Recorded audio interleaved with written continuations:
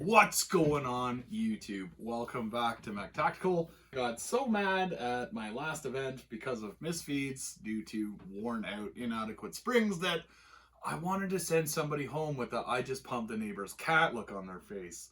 So let's get right into it. In front of me, I have a pile of dirty, crappy magazines that you've probably seen in the thumbnail. And then over here, I have some magazines that once had the stock Tippmann spring inside of them, but the spring in what was once this Helix round ball spring that I ordered from my sponsor, Tier 1 Armament, is a lot heavier duty.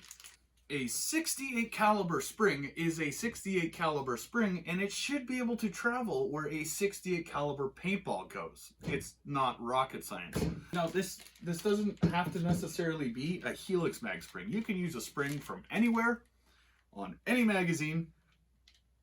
You just can't use a 68 caliber spring in a 50 cal mag, okay, or a 43 cal mag. I mean, for obvious reasons, you can figure that out. It's not that hard. So what used to be a 20 round mag that would come out of the mag well looking like this sometimes, because the ball would only half feet up, or, you know, I would actually sometimes be shooting and the balls would recess way down here and the spring just wouldn't push them up through the magazine anymore. And I literally got super pissed off about that.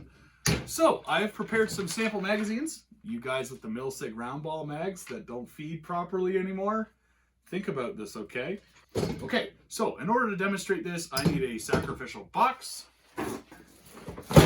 Sacrificial box filled with stuff to stop the projectile from going through the other side, because, you know, shooting paintballs indoors is always all kinds of fun. If you're in the market for a sacrificial box, I recommend you check out Oshawa, Belleville, Trenton, some parts of Toronto.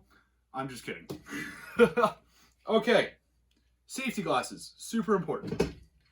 Marker, Tippmann TMC, chambered in 68 caliber.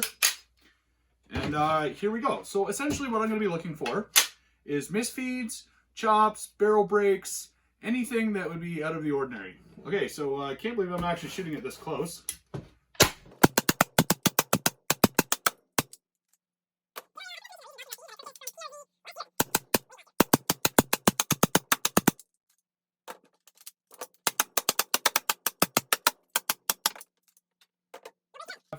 Three empty, clean magazines that previously did not function. I just realized that there's a paintball shell attached to the camera.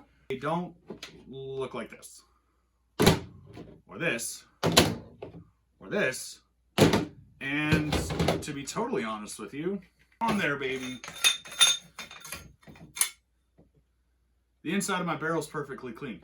So I'll let you vote with your wallet. What would you rather do? A spring, which costs about $4, or having to go buy a brand new magazine, which costs $35–40. I'm up here in Canada, by the way, guys. Go ahead, give my friends over at Tier 1 Armament a call. Let them know what they've got in stock for springs, or if they can order you them. If you're thinking about ordering direct from MCS, I priced out 10 Helix mag springs. Shaped projectile, and that came out to be about $30, but shipping was also $30. And on that, I went, nope, sorry. Plus the customs weight.